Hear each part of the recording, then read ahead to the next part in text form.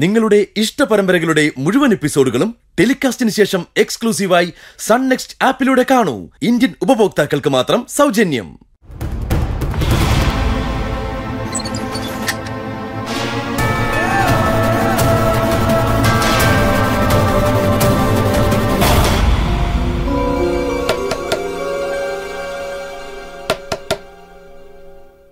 ആരാ?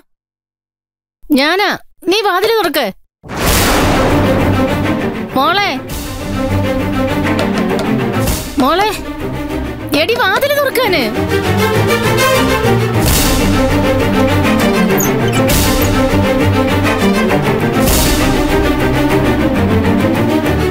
മോളെ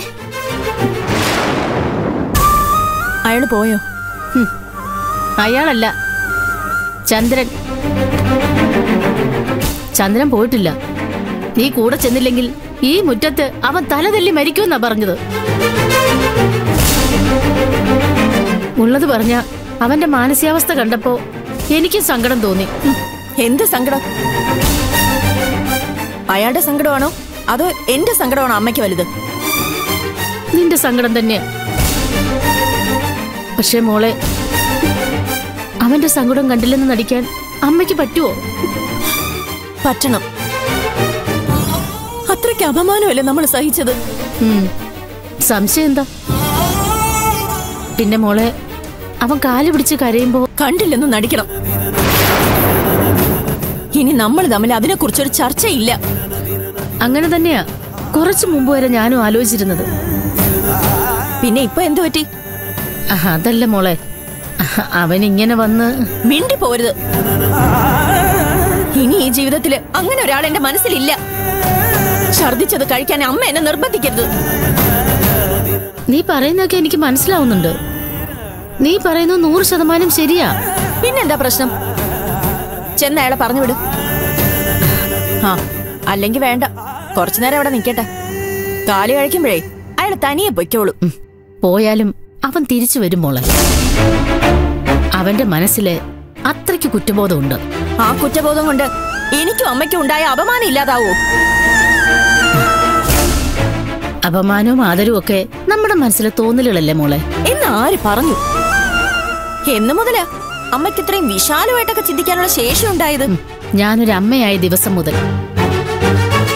അതും ഒരു പെൺകുഞ്ഞിന്റെ. അങ്ങനെ ഒരു അവസ്ഥയിൽ നീ എത്തുമ്പോഴേ നിനക്ക് അമ്മയെ മനസ്സിലാവും. ഇക്കാര്യത്തിൽ എനിക്ക് ആരെയും മനസ്സിലാക്കണ്ട. എനിക്ക് എന്നെ മാത്രം മനസ്സിലായാ മതി. പോരെ മോളെ, നീ ഒരു പെൺകുഞ്ഞിന്റെ അമ്മയാ. അതിന് ഞാൻ എന്റെ വ്യക്തിത്വം പണയപ്പെടുത്തണോ? അമ്മ പറയുന്നത് കേട്ടാ തോന്നും പെൺകുഞ്ഞിനെ പ്രസവിച്ചത് അത്ര വലിയ ശാപമാണെന്നും. എന്നാണോ ഞാൻ പറഞ്ഞതിന്റെ അർത്ഥം? പിന്നെന്താ? പെൺകുഞ്ഞുങ്ങളുടെ അമ്മമാര് ലോകത്ത് സർവരോട് ക്ഷമിക്കണമെന്നും കണ്ണടച്ച് ഇരുട്ടാക്കി എല്ലാം സഹിക്കണമെന്നുമല്ലേ അമ്മ പറഞ്ഞതിന്റെ അർത്ഥം? പെൺകുഞ്ഞുണ്ടാവുന്നത് സൗഭാഗ്യമാണെന്നും അതിന് ഭാഗ്യമില്ലാത്തവര് പൂർവ്വജന്മത്തിൽ ശപിക്കപ്പെട്ടവരാണെന്നും കുഞ്ഞുനാള് മുതൽ അമ്മയല്ലേ എന്നെ പറഞ്ഞു പഠിപ്പിച്ചത്? ആ അമ്മ തന്നെയാണോ ഇപ്പൊ ഈ പുതിയ വേദവാക്യം എന്നെ ഉപദേശിക്കുന്നത്? നീ പറഞ്ഞതൊക്കെ ശരിയാ. എന്റെ ഏറ്റവും വലിയ പുണ്യം നീ തന്നെ. പക്ഷെ മോളെ, എന്ത് പക്ഷേ? ഒരു പക്ഷേയും ഇല്ല. ദൈവം തമ്പുരാൻ താണിറങ്ങി വന്ന് പറഞ്ഞാലും എന്റെ തീരുമാനത്തിൽ നിന്ന് ഞാൻ ഒരു ഇഞ്ച് പിന്നോട്ട് മാറത്തില്ല. മാറാൻ ഞാനും സമ്മതിക്കില്ലായിരുന്നു. നിന്നെ വന്ന് വിളിച്ചതേ അവന്റെ വീട്ടുകാരായിരുന്നെങ്കിൽ, ഒന്നിക്കാൻ പറഞ്ഞത് ഏതെങ്കിലും കോടതിയായിരുന്നെങ്കിൽ, എങ്കിൽ തല പോയാലും അമ്മ നിന്റെ കൂടെ നിൽക്കുമായിരുന്നു. കൂടെ പോണമെന്ന് നീ പറഞ്ഞാലും ഞാൻ സമ്മതിക്കില്ലായിരുന്നു. കുഞ്ഞിനൊരു അച്ഛൻ വേണ്ടെന്നുള്ള നാട്ടുനടപ്പ് അംഗീകരിക്കില്ലായിരുന്നു. എന്നെ ധിക്കരിച്ച് നീ അവന്റെ കൂടെ പോയിരുന്നെങ്കിൽ നിന്നെ എന്നേക്കുമായി ഞാൻ പടിയടിച്ച് പിണ്ടം വെക്കുമായിരുന്നു. പക്ഷെ മോളെ, ഞാനിപ്പോ അവന്റെ കണ്ണിൽ കണ്ടത് പശ്ചാത്താപത്തിന്റെ യഥാർത്ഥ കണ്ണീരാ. ഒരു വാശിപ്പുറത്ത് അന്നവനങ്ങനെ പറഞ്ഞെങ്കിലും ഇത്രയും ദിവസം അവൻ നിന്നെ ഓർത്ത് ഉരുകി ജീവിക്കുമായിരുന്നെന്ന് എനിക്ക് ഉറപ്പാ. അവന്റെ ആത്മഹത്യാ ഭീഷണി ആത്മാർത്ഥമായിട്ടെന്ന് എനിക്കറിയാം. നാളെ ഒരിക്കൽ പറ്റിപ്പോയ കയ്യബത്ത് ഓർത്ത് എന്റെ മോള് സങ്കടപ്പെടാൻ ഇടയാവരുത്. നീ ക്ഷമിക്കണമെന്നല്ല അമ്മ പറയുന്നത്. അവന് പറയാനുള്ളത് കേൾക്കാനുള്ള മനസ്സെങ്കിലും ഒന്ന് കാണിച്ചുകൂടെ? മാണിക്യമംഗലത്തുനിന്ന് ഇറങ്ങിപ്പോന്നതിന് ശേഷം ഈ നിമിഷം വരെ അമ്മ നിന്നെ കുറ്റപ്പെടുത്തിയിട്ടില്ല. പക്ഷേ അമ്മയൊന്ന് ചോദിച്ചാ എന്റെ മോള് പിണങ്ങരുത്.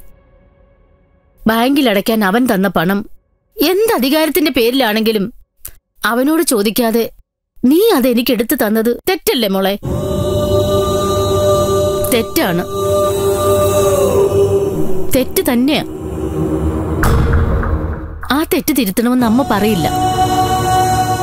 അത് നിനക്ക് അവനോടുള്ള വിശ്വാസവും സ്വാതന്ത്ര്യം കൂടുതൽ കൊണ്ട് സംഭവിച്ചാണെന്ന് അമ്മയ്ക്കറിയാം. പക്ഷെ മോളെ, നീ അവനിൽ അർപ്പിച്ച വിശ്വാസം 1000% ശരിയാണെന്ന് തെളിയിച്ചുകൊണ്ടല്ലേ ഒരിത്തിരി വൈകിട്ടാണെങ്കിലും അവൻ നിന്നെ തേടി വന്നത്. ആ സ്നേഹം കണ്ടില്ലെന്ന് നടിക്കാൻ നിന്നെ കൊണ്ട് പറ്റുമോ?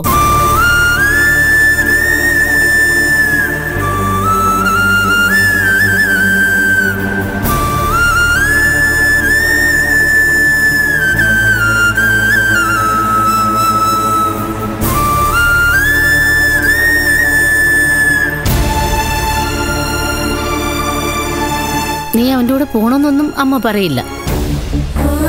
ഈ ജന്മം നീ എനിക്കൊരു ബാധ്യതയല്ല. പക്ഷെ മോളെ, നീ അവനോട് സംസാരിക്കണം. അവന് പറയാനുള്ളത് മുഴുവൻ ക്ഷമയോടെ കേൾക്കണം. എന്നിട്ട് വേണം നീ ഒരു തീരുമാനം എടുക്കാൻ.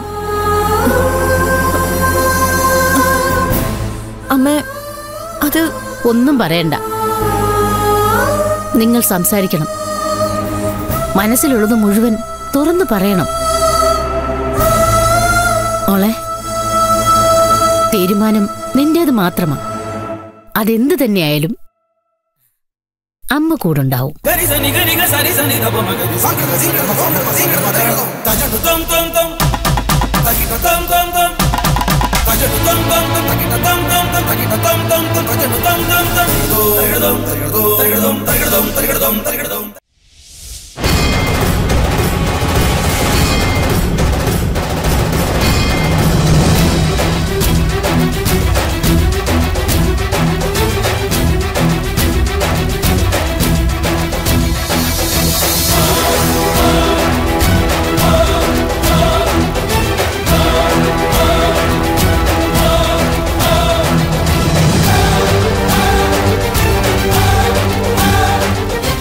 എന്താ നിങ്ങൾക്ക് പറയാനുള്ളത്?